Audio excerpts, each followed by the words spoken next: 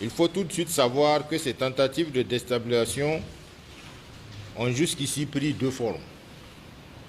Premièrement, la tentative d'exfiltration du président déchu, Bazoum Mohamed. En son temps, vous avez suivi le communiqué du CNSP et du gouvernement sur cette affaire. La justice a été saisie pour faire toute la lumière sur l'affaire. Le procureur général près la cour d'appel de Niamey a tenu un point de presse à cet effet le mardi 31 octobre 2023. Deuxièmement, des messages haineux à relents claniques, ethniques et raciales sur les réseaux sociaux et d'autres moyens de presse. Toutes choses contraires à nos lois, contraires à notre tradition de vivre ensemble et contraires à nos valeurs culturelles et religieuses. Le Niger est un pays de bons croyants. Plus de 98% de musulmans qui vivent en paix avec les autres religions. Le SG, en charge de la communication, le ministre de la Justice vont vous faire un état de la situation en rappelant la loi et les sanctions qu'encourent ceux qui s'inscrivent dans la logique de déstabilisation de notre pays. Avant de passer la parole au ministre de la Justice pour le premier point, j'aimerais dire avec calme, sérénité et force que le CNSP et le gouvernement présidé par son Excellence le général Abdrahmane Tchani ne laisseront personne déstabiliser le Niger ou arrêter la marche patriotique honorable et historique que le peuple nigérien, qui conduit le peuple nigérien vers sa dignité retrouvée et sa souveraineté.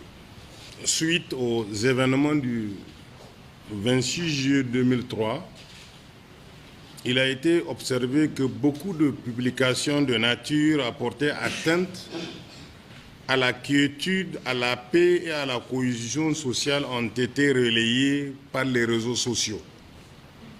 Les risques graves de division et d'incitation à la haine, à la violence que ce comportement faisait courir à notre pays, nous avaient conduit à instruire les procureurs généraux pour prévenir les auteurs de ce type d'agissement à travers des points de presse au niveau des ressorts des cours d'appel de Tawa, de Niamey et de Zender.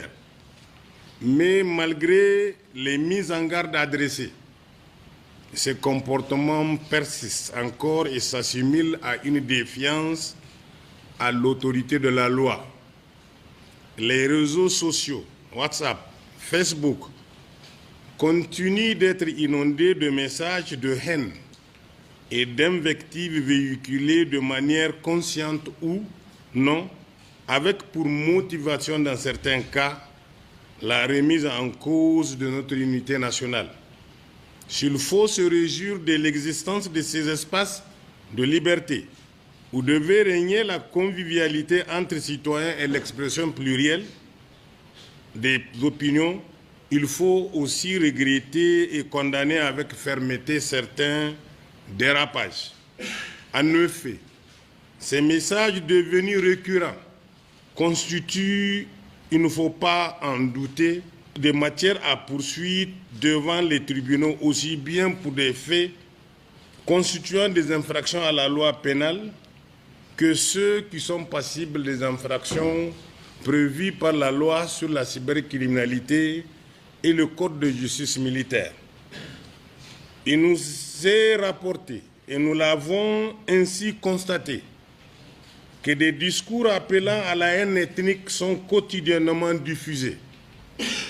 Des plus hautes autorités aux simples citoyens, personne n'est épargné et les nombreuses procédures diligentées au niveau de plusieurs tribunaux de notre pays témoignent de cette dérive. Pour illustrer nos propos, nous portons à la connaissance de l'opinion publique que les infractions au code pénal, à la loi sur la cybercriminalité et le code de justice militaire constatées ces derniers jours à compter du 1er août au 27 octobre au niveau des tribunaux de grande instance de Niamey, du tribunal de grande instance de Zender, des tribunaux d'instance des autres départements sont au nombre de 27 procédures ayant mis en cause une quarantaine de personnes. Les infractions les plus couramment relevées sont celles prévues par la loi 2019-33 du 3 juillet 2019 portant répression de la cybercriminalité. Au Niger, modifiée et complétée par la loi 2022-30 du 30 juin 2022, par les dispositions du code pénal, par les dispositions de la loi portant sur la justice militaire.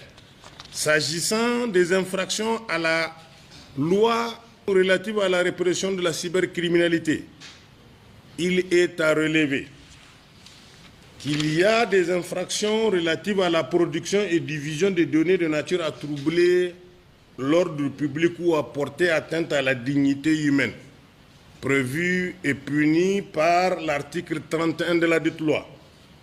Accès illégal à tout ou partie d'un système informatique, prévu et réprimé par l'article 3. Fraude à l'informatique. Injure par des moyens de communication électronique, prévu par l'article 30 de la loi. Diffamation par moyen de communication électronique. Chantage par un moyen de communication électronique. Escroquerie par un moyen de communication électronique. Propos à caractère régionaliste, raciste, ethnique, religieux et xénophobe. Atteinte à la défense nationale. Les peines encourues par les auteurs de ces infractions ci-dessus. Pour l'accès illégal, une peine d'emprisonnement de 1 à 3 ans et une amende de 500 000 à 1 million de francs sont prévus.